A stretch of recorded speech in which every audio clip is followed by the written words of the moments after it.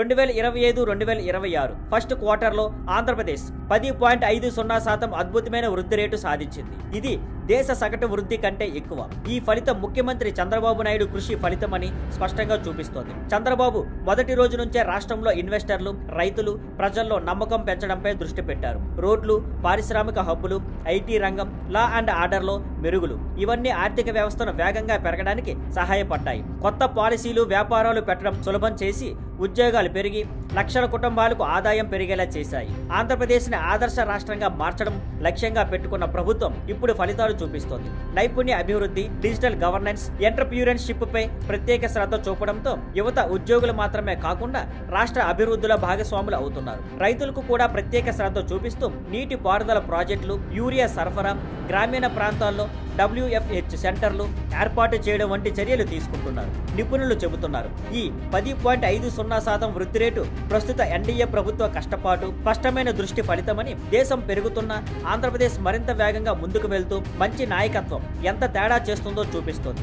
ఈ విజయంతో ఆంధ్రప్రదేశ్ మళ్లీ టాప్ ఇన్వెస్ట్మెంట్ డెస్టినేషన్ గా మారుతోంది. ప్రజలు చంద్రబాబు పాలన ఫలితాలు చూస్తున్నారు. ఆయన వాగ్దానం చేసిన స్వర్ణాంధ్ర నెమ్మదిగా నిజం అవుతోంది.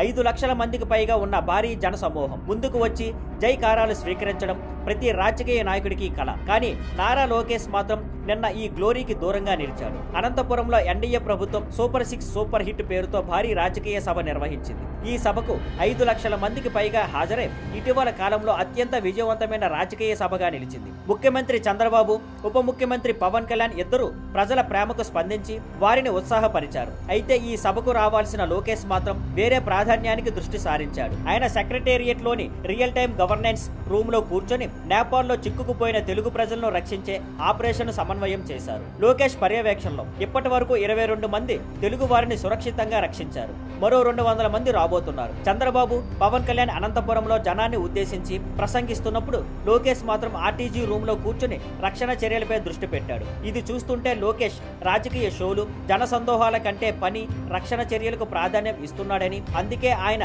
నిజమైన నాయకుడిగా నిరూపిస్తున్నాడని రాజకీయ విశ్లేషకులు అంటున్నారు.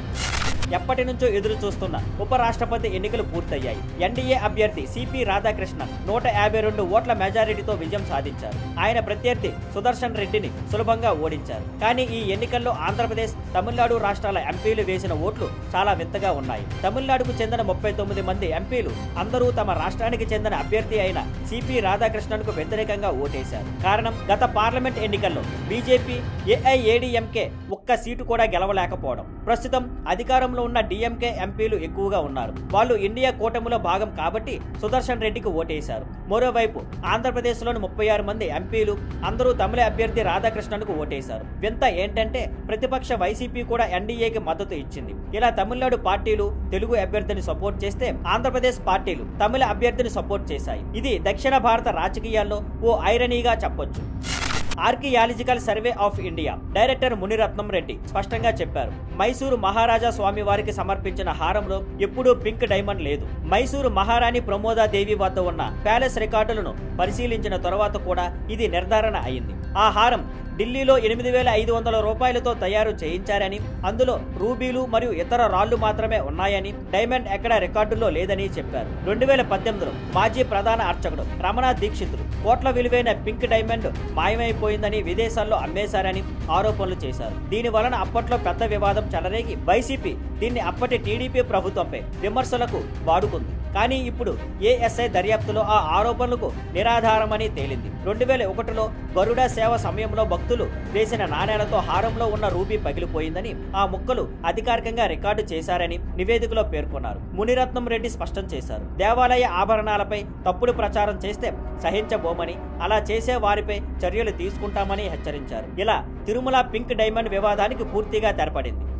కొంతకాలంగా డిప్యూటీ ముఖ్యమంత్రి పవన్ కళ్యాణ్ పై తీవ్ర స్థాయిలో దూషణ ప్రచారం జరుగుతోంది. ఇటీవల ఒక రైతు అధికారి ప్రభుత్వ నిధులను సినిమా ప్రమోషన్లకు వాడుతున్నారని కేసు వేశాడు. ఆ కేసు కోర్టు కొట్టివేసింది. ఇప్పుడు మరొక కేసు పవన్ ఫోటోలపై వచ్చింది. ఆంధ్రప్రదేశ్ హైకోర్టులో ఒక పిటిషన్ వేసి ప్రభుత్వ కార్యాలయాల్లో డిప్యూటీ ముఖ్యమంత్రి ఫోటోలు పెట్టడం సరికాదని వాదించారు. ఇది పవన్ ఫోటోలు తీసేయాలని వైసీపీ వర్గం చేసిన చిన్న ప్రయత్నంలా కనిపించింది. కానీ ఈ పిటిషన్ను కూడా హైకోర్టు తిరస్కరించింది. ప్రభుత్వ కార్యాలయాల్లో డిప్యూటీ ముఖ్యమంత్రి ముఖ్యమంత్రి ఫోటో పెట్టడంపై ఎలాంటి నిషేధం లేదని కోర్టు స్పష్టం చేసింది. ఇది రాజకీయ ఉద్దేశంతో వేసిన కేసు మాత్రమేనని, చట్టపరమైన ప్రాధాన్యం లేదని కోర్టు పిటిషనర్ను తప్పుపట్టింది. పవన్ను చిన్నచూపు చూడడానికి వైసీపీ చేస్తున్న ప్రయత్నాలు వృధా అవుతున్నాయని స్పష్టమవుతుంది.